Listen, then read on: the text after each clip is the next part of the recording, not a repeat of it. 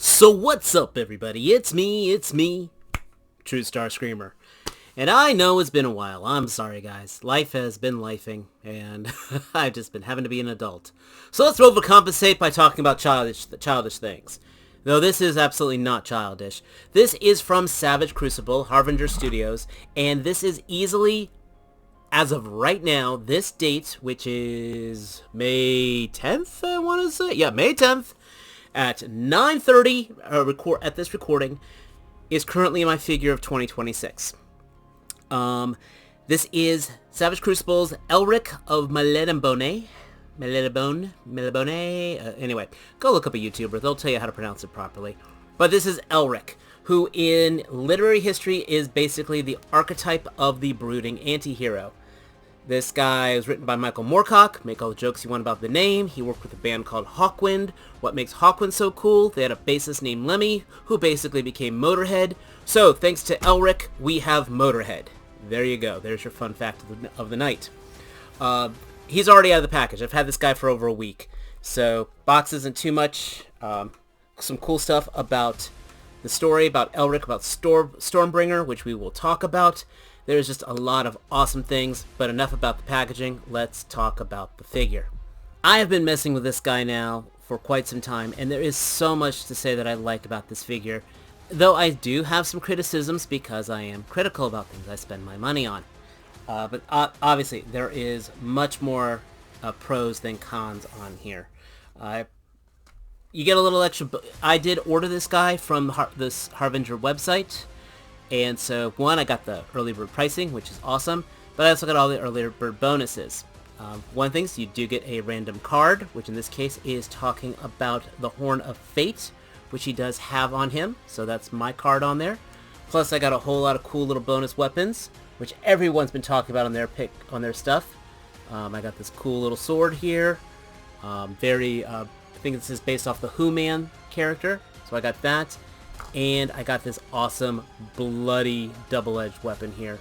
I would not mind getting two of these, to be honest. So if anyone's selling one, let me know. Plus I got some golden jewels here. But that's all the bonus stuff. What we want to talk about is this figure. Elric, like I said, is the archetype of the tall and brooding. He is an albino, due to a whole lot of blue blood inbreeding in his family. The Empire of Melniboné is basically dark elves. So they become hedonistic, they ride dragons, they've helped conquer the world. Basically, Elric here, because of being an albino, he had some weak genes. And one of the few things that was keeping him going was this drought that his fiancée would make for him, that would give him strength. She was kidnapped, and so he needed more power because he had only a limited amount. And while he was a powerful sorcerer, he needed more stuff. And he eventually found Stormbringer right here. And this is possibly the most badass and evil sword in all of literary fiction. This sword is a sentient demon. This sword drinks souls. You get stabbed by this sword, you do not go to the afterlife. It eats your soul, and which part of it goes to Elric to help power him. There are times when he's fighting, and right when he thinks he's winning, the sword will go off all on its own and stab and kill somebody.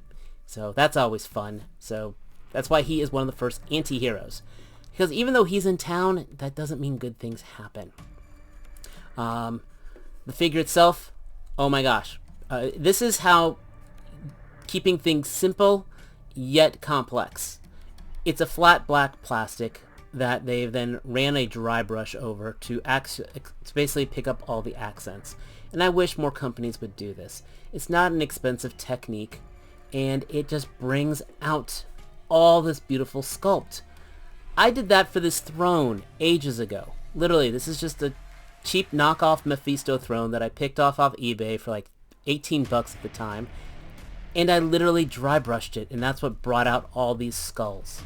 So it's not a scary technique, and you can get a lot of cool things. And that's what these guys do.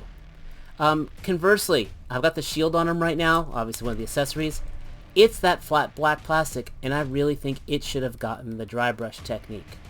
I might actually give it that little bit of love eventually, but you can see this is probably what the plastic looked like before they painted it. Articulation is everything you want from a Savage Crucible figure. I did hit it with a hairdryer just because I am paranoid. Needless to say, I got this guy at a good deal, but the aftermarket's already going crazy for him. But you get your double jointed knees, you get your double jointed elbows, you get a great, not their best, but you still get, it's a good one, but you do get a good butterfly joint on the shoulder. Ab crunch, of course, is very good, forward and back, and it really gives me everything I want him to do. Even a good ankle pivot despite being a fully armored figure. And that's the thing. For a fully armored figure, this guy moves beautifully. The shoulder pads are also plugged in on little ball joints, which is good. The scabbard here, I want to talk about this because this shows off basically their other painting and coloring, and it looks absolutely phenomenal. Mentioned a couple criticisms.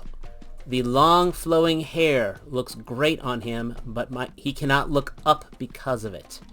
I kind of wish they went the Jada Toys route like they did with Cammy. Was it Cammy who did that? Or Blanca? Basically having the hair piece inside there to give it a little more maneuverability. But we'll talk about, they do kind of do it, but we'll talk about that in a little bit. Overall, he works great. I do like how they did the shield here, by the way. You actually can remove the handle from the shield. So what I did was I literally took the handle from the shield, put that in the hand, put the shield on, took a little finagling, but then popped the hand on and then popped the shield into there. It was a little bit of a fight, but it worked out perfectly. The face sculpt is gorgeous. Again, a little bit of brushing on the face brought out all these wonderful details, the high cheekbones. Kind of reminds me of the lead singer of Bauhaus, Peter Murphy. That's just me. And of course, the lovely red eyes that that albinos have. It looks great. And Stormbringer, of course, looks absolutely wicked with the blood red going down the center, the jewel in the hilts, and the painting on it. It's absolutely beautiful. So aside from the aforementioned accessories that you saw there, he comes with a lot more things. One, he comes with Stormbringer's mate, which is Mournblade. His cousin ends up using this for a while, and then somebody else gets it, but also looks absolutely gorgeous. We get a good slew of hands, which I want to talk about the heads first, then I'll talk about the hands. I mentioned he has his little potion. This is pegged in there, so you could, if we wanted to, we could actually unpeg the horn here from the belt and put this in its place, which is kind of neat. Alternate heads. First, we have the helmeted head, which I will be having him on display with this. One thing I do like that they did with this is the hair piece is on a ball joint. So yes, that does move around, or if I really wanted to, I could remove it altogether. I love this feature, and that makes posability a lot better. Plus, the helmet looks gorgeous. It's his famed dragon helm. So if you have what would be a cool thing to have? One of those Avatar the dragon things. You could have him flying on one of those. That would look pretty damn cool, actually. We also have a fully helmeted head. So this basically makes him into a faceless minion. That's right, they set it up for you to army build him. And that's the dangerous thing.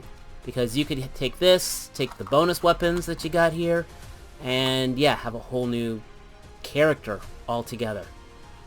I love and hate this because now I really wish I bought more than one. I will probably wait for Harbinger to have like a website sale to pick one up because, like I said, the aftermarket sale is insane on these. For hands, he gets a holding hand. I mean, you can see here I've got him with 2 holding hands already. And then we also get open hands, which is nice. I want to caution you, the ring here, which he does have on his shield hand, by the way, but the ring here, that actually, the jewel fell out of mine, so I did super glue it back in. Not too big of a deal, but just be careful, especially if you have a carpet. But the dangerous thing is we also get 2 hands that don't have the ring because, again, that's for the army building. So they really went all in with this, and that I thought was really cool. Finally, we get a cape, which is wired. I'm 50-50 about this cape. It looks good. It took me a little bit to figure out how to install it because there's no instructions. I'll talk about that in a second. But this is a pleather cape, so it reminds me of Blade's jacket from Mezco, which I have read many horror stories about that. Fortunately, I keep mine in a cool place, so I so far haven't had any flaking with mine, but I have a feeling this might flake up eventually. For mounting the cape, what you do is you take the shoulder pads and you ease it out a little. Again, I actually hit it with a hairdryer initially, but these do pop out. A little bit of work here, but they do pop out. And you just pop it through the loop here, and you'll have the cape on him. And all geared up, he looks amazing. I love this figure. He does have peg holes in the feet. I sort of wish he had a stand. I know Savage Crucible has made some, but I think it would have been nice if he had his own personal one. That's just me being greedy. Again, the wired cape gives it that motion. I look at this, and first of all, it makes me, one, really happy I pre-ordered him. Two, makes me even happier I ordered the Death Dealer. I'm very excited for that figure now. And three, after looking how they did this armor, oh my gosh, I know 5K Toys has one on pre-order right now, but if they made a Vampire Hunter D figure, dear Lord, Savage Harbinger Studios, please tell me someone sends you my video and you catch this part. Make me a Vampire Hunter D. I will be all over it. I will army build the hell out of it, even though technically he's not an army builder. I don't care. If I could get a D on a Vampire Hunter D on this buck, I would be thrilled. So, I mean, there's just so much done with this. Again, I ordered mine directly from them. I know at one point 5K Toys had him on pre-order. If you ever follow 5K Toys' Facebook, by the way, they drop a lot of neat tidbits. Apparently, he is using a new joint system that a lot of toy companies are starting to move into, and I think that's really neat that the toy industry is evolving like that. But I wholeheartedly recommend this figure. Like I said, this is absolutely as of this moment, my figure of the year. So of everything I have bought, this is it. And I've now had this for a week. So this is not new toy syndrome talking anymore. More than any of my other Savage Crucibles, more than my Jada toys, more than, Mezco's, whatever. This is it. I got the design. I get the paint. I personally get the literary stuff, which, this is a character I've read for decades, and it's just so cool getting him in action figure form. The details they put on are beautiful. The horn of fate is gorgeous. Blow it once. I think things get disrupted. Blow twice. Blow it once. The dragons arise. Blow it twice. The white warriors, I think, come in, or the white gods come in. And the third time you blow it, the world ends. Great that he has that, I know. But, like I said, I recommend it. Like I said, I do plan on dry brushing this shield at some point. But it's near perfect articulation. I don't know how much more praise I can sing for this figure. I recommend, if you see him at a figure show for less than $70, I swear, you pay $70, you'll be happy with them. I don't normally say that, encourage inflated prices, but if you're eager for him, I would pay. That would probably be the most I'd pay for him and be satisfied. But Harbinger Studios is usually very good at trying to get some kind of restock, so keep your eyes open on their website as well. But let me know your thoughts down below. Did you pick him up? Are you pleased with him? Are you feeling a little FOMO? Sorry if it's from me. Well, give this video a like. If you're new here, hit that subscribe button. Like I said, I got so many cool things on the way, including more Savage. Let me know if you want to see more Savage reviews. Okay, I got the convention exclusives. They arrived on Friday. If you want me to review those, let me know down below. But most importantly, my friends, until next time, take care. Peace.